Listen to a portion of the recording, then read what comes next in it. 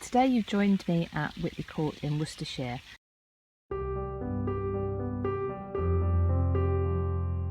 I've come here because it has interesting story to tell. The land itself was noted in the Domesday Book of 1086, owned by a cousin of William the Conqueror. But the magnificence of the site began with a family called the Foleys, and the first owner of the Foley family was a man called Thomas Foley. They went on to be 8 Thomas Foleys who owned and changed this place. But he had made his money through nail making, believe it or not. So we're talking the industrial revolution, and he was a nail seller. Then he became a nail manufacturer, and at the time we in England were making nails mainly by hand, and there was stiff competition from abroad. And Thomas Foley went over to Sweden to have a look how they were making their nails, and effectively stole the process, came back, created it over here, and made an awful lot of money. Brilliant. Very good for him. This is the start of the extravagance, I suppose, that you can see at Witley Court, although obviously it then changed over centuries. I mean, we're talking here in the sort of early 17th century that the Foley family took it on, and it was in that family for about 200 years. And over that time, you had different owners. Obviously, like I say, there was 8 Thomases in the end who had owned this estate and changed it. But eventually fortunes ran out, as they do, and they sold it. So the last Thomas the 8th, if you like, he sold Witley estate for £900,000, which is equivalent to about £48 million today, which I suppose you can kind of see where that comes from. And that was in around the early to mid 1800s, and it passed to a family called the Ward family of Stourbridge. Now, they were already a wealthy family. Sorry, it didn't pass to them. They bought the estate, and like I said, they're already wealthy, and they had a number of different enterprises, if you like, going on. They were involved in the coal mining industry around the Dudley area, which is not far from here, and they had landed estates, so they were landowners, and so they were farmers. They made money out of the produce and the rents from their land, and they also owned plantations in Jamaica. So you have a very human element here if you think especially about this family, the Ward family, who became Earls of Dudley.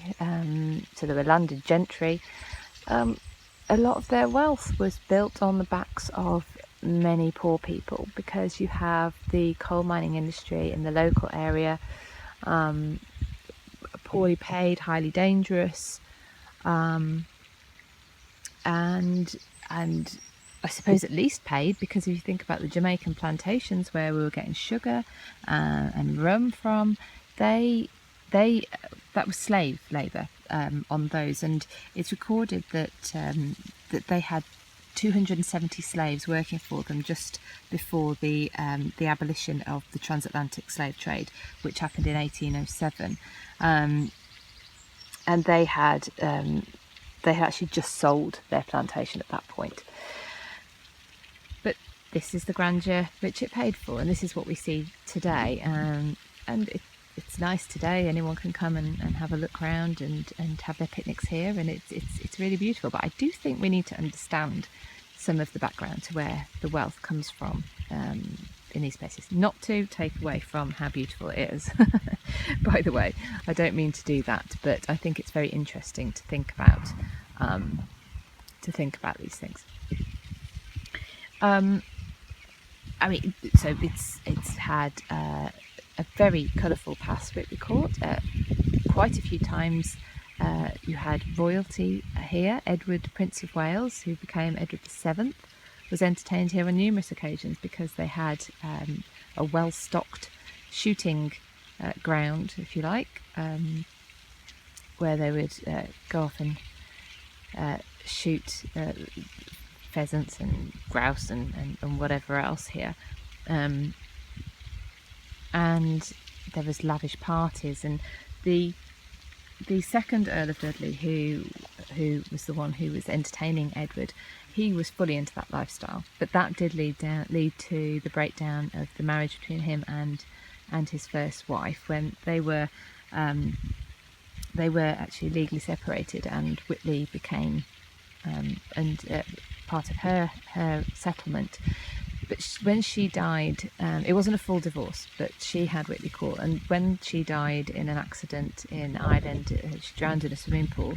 The second Earl decided to sell Witley Court. He hadn't lived here since the separation, and he sold it to a man called Herbert Smith, Sir Herbert Smith, who was involved in the carpet industry in Kidderminster, again not too far away from here, so another industrial man.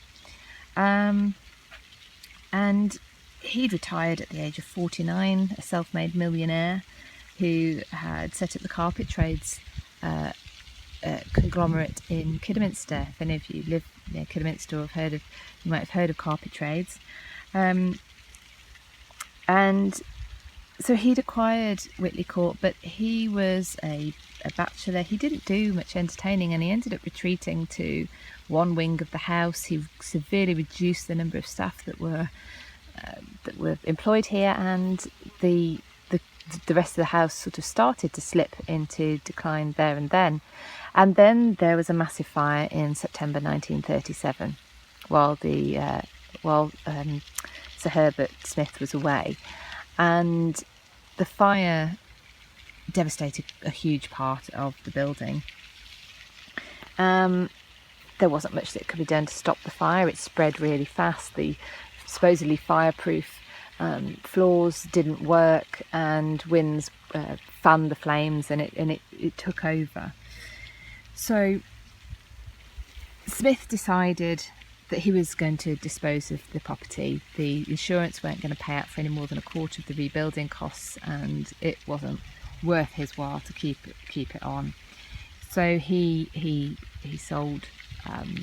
He auctioned off part of the assets and sold the building, and it was left to go into decline. It changed hands. It was never lived in after that point, which is always a sign of a sort of certain demise, I think, with these sorts of buildings.